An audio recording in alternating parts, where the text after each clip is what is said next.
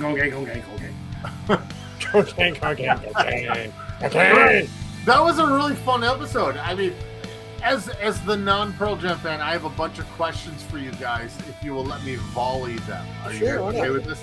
Nope. All right. So, I think we've all discussed the first two albums are pretty clear classics, amazing. Yeah. So when did you guys kind of stop following them? I mean, what was the time period? No Code. Yeah, No Code. Fully Yield, Okay. which is right after No Code. No Code, I was like, Yeah, Let's maybe see. a little. Actually, yeah, you're right. A little bit with Yield, but I wasn't really super impressed with that album. no. And they had a couple of decent, Radio Track, Given to Fly, and whatever the other. I liked fucking- Here on No Code and a couple of other songs. Off He Goes. I love Off He Goes. Yeah. And what's the one that's in the Chicago Bulls documentary? Fuck, that's good too. I don't I watched never I watched don't know that one. I keep forgetting to watch that. I think I watched it, but I don't think I paid attention very well. Present then tense. I got- Present tense. It's all throughout the last episode or the last couple episodes. They play present tense in the background because it's a long song and it kind of the build up kind of fits where the team was. It's good. I was like, oh fucking, I forgot how much I like that song. Mhm. It was actually that documentary that brought me back to No Code because I was kind of wrote it off. I'm like, No Code and Yield, and then it just became for me, like I said during our show. Come on, man! Like I don't want one good track. I want 7 good Yeah. tracks. Like, Yeah. Well, I noticed. Go ahead. Sorry, I was going to say I kind of got back into them, and this is going to sound weird, but because of a Tragically Hip reference, when the Hip was doing their last tour and Gord Downie was suffering from cancer, Pearl Jam was making comments in their live shows about how great a band they are and how good they're. One of the band members, I can't remember who it was, wore Gord fucking Downie T-shirt on stage. I think it was Jeff, but I could be wrong. I think you're right. I think it was Jeff Ament. And then during the live show in Chicago was also the night that it was the Tragic Hip last show ever. In Kingston, And yeah. they did a shout out to Gord Downie and I can't remember which song it was, but they dedicated was to a song to the Hip and Gord Downie. And then I kind of got back listening to them again because of that, because I kind of had stayed away from them for not years, but I wouldn't search them out. Once in a while, I'd hear a song like, "Oh fuck yeah, I love Pearl Jam. I should listen to them more." And then forget about it. Yeah. Right. Yeah, I started getting back into them, I think, in 2013's Lightning Bolt. There's a couple, good rock tracks on there. Gigaton, there's a couple songs on there.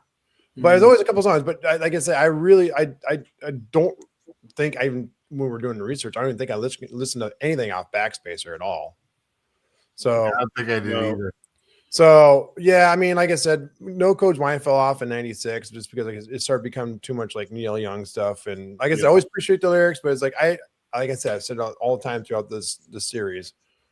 I'm a melody guy. I love melody, whether it's vocals, whether it's guitar solos, whatever it may be. I love melody. And if you're just kind of singing, even Bob Dylan, when he's just doing his singer-songwriter stuff, there is melody in his voice, whether he can sing or not, right? Right. There's you can sing along with it type of thing. There's a lot of Eddie stuff I can't, even his solo stuff I can't either. So Yeah, it's like folky grunge meets like what the fuck? well, and the Are we stuff supposed I to always, get this? Like, yeah, and I always feel like I should. I'm always hungry for more. I want to love because, like I said, I love the first two albums so much, and I like Vitalogy, and I really like Dark Matter. But it's like I want more because I love them so much. Especially, like I said, those first two albums are fucking perfect. There's not a bad note on there. That I don't think there's enough other material that I make with the rest of the catalog, and that disappoints me a little bit. I think you could take the rest of the catalog and combine it into 2 more albums and have 4 really good albums. That's just me. Yeah. Personally. Yeah, Yeah. sure. Yep. Yeah. Well, what you just said leads me to the next question I wanted to ask. They wouldn't like hearing that, but whatever. It's a great Vitalogy is a well accepted, a great Pearl Jam album. Yeah. I noticed nothing was really represented. Better Man, I like Better Man. Yep. Was there anything that made you not want to go that way, or was that when the big change started? No, I still like that album. I like the album too. Yeah, just I Better don't. Man suffers a little bit, and it's no offense to you, Jimmy. Overplayed. Better Man suffers a little bit like Daughter does from Overplay. Sure. Yeah. So it's farther down on my list where some of those tracks, even tracks from No Code and Yield, are higher than Better Man and Daughter because they are my Pearl Jam. You shook me all night long. I mean, for me, Last Exit for me is that's number 8 on my list. So Okay. I mean, Spin the Black Circle's number 10 on my list. and Spin the Black Circles in the top 20. and Corduroy is 10 of mine. So I had 2. I just didn't have. Corduroy's 20 on mine. Okay. Not for you. Not for you is right after Animal. I love Not for You. Really basic song, but good. Them rocking, right? And they played it on SNL. It's just a pretty basic rocking I think- song, right? The best way I can explain Vitalogy, if it was another band's album, it'd probably be This Is Amazing. Okay. But it had to follow the first 2 perfect albums. Right. It And I- suffered from from It suffered Yeah. because it's not as good as the first 2. There And it was was a still- change. it There was was a still clear change. You have forever to write your first album, right? And then you have 6 months to write your second album, right? And now you haven't, because I remember there was a comment about Eddie talking about the third album. He didn't like how quick they had to push out verses, and they tried pushing out Vitalogy even longer, but they couldn't due to their contract. Mhm. Yeah. So And everybody was so in love with them, all of us included, or 3 of us included. Yep. We're all like pining, like, yeah, put it out. More, Yeah. more, more. Maybe you more. should have waited. Yeah.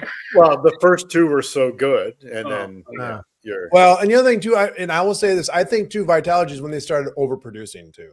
Okay. I can Yeah. see that. There's a little more gloss on this album, and I should have reiterated. I forgot on my notes for Even Flow. My version I wanted to pick was actually from the Redux version of the album Oh, really? because I actually prefer that mix better. Not because it's remastered and everything's louder, but things are a little bit drier. It is dry for sure. Brendan O'Brien even said he wasn't happy with that production of that album because he put too much production into it, and so But that's the really original's the one you hear all the time. It's not the Redux version. correct. right? And it's hard to find a Redux version too because I think it came out in the like deluxe edition of the album, or whatever, for the 20th anniversary, or whatever. But it's longer than that. It's because it's 2009. So yeah, 10-year anniversary, I guess. Yeah. Yeah. Anyhow, so but no, it'll be longer than that. Anyhow, again, I went to Chaska. Leave me alone, man. Let's go. But anyhow, this is the Redux version, which I have. I bought it on iTunes many years ago. I do prefer it because it is a drier mix. And people, I get it. There are purists out there say you should always love the album that was released. That's how it was intended. But then when I listen to the 2, I'm like, this sounds more like it's a little grungier, a little dirtier. It's not a huge change. It's subtle, like a little less reverb, a little less echo in the drums, stuff like that, right? So for me, if I had to choose, it's always the Redux version. So For Well, me that- personally, I was going to say when you talked about Vitalogy, and this is just a personal preference, of course. I found the album was really good. I like a ton of the tracks, but the album, the CD booklet, like all the album stuff that came with it, you talked about their music got a little more gloss and stuff. So did their production. Like Yeah. 10 and verses are pretty basic, generic, and maybe I just don't give a shit about that. When this booklet came out, it's like, you see the CD. I'm like, yeah, it's whoop-de-doo. Like, it's fine, but like, I don't want to sit there and read through a book. I want to listen to fucking good music. yeah, Well, you mentioned the drier sound. One thing I forgot to mention. Well, there was 2 things I forgot to mention in my segment. One was the David Letterman connection. How much he just adored them, and Yeah. Eddie Vedder would do whatever he could to get Yeah. on the show. And he Yeah. inducted Surprise him, him. right? And I think that's lovely. But the dry sound, I found, excuse me, I didn't realize that they had such a punk connection. When you listen to a lot of the stuff, the deeper cuts, there's a really heavy punk connection to them. And well, I I think guess I wasn't aware. a lot of those Seattle bands are like that. I mean, Nirvana was that way. Soundgarden was that way, right? Mother Love Bone probably been the outlier, right? That was more the glam area. But a lot of those bands had that punk background. Mm-hmm. So it doesn't And you surprise me. mix that punk with folk, and then you get the Pearl Jam sound originally. Yeah. And it I just also became too folky for me. Yeah, it did, and that's why I don't listen to his solo stuff. But I forgot to mention too, Jimmy, when you brought up the fact you were talking to Eddie before you joined the band. Mhm. I remember Mike McCready talking about. He goes, when you were auditioning singers after Andrew died, he goes, he was one of a handful of singers who didn't try impersonating Andrew. Right. It was just himself. Yeah. Because he was part of Hovercraft at the time, right? I think I remember. I don't know. Yeah. Could be. I don't know. Yeah, I don't know. I can't remember the name of the band, but yeah, it's probably right. Let's go with that. Okay. Was that or Squirrels? Right. All right. So real quick round robin. What are some songs that we missed that we didn't make Oh, it? Missed.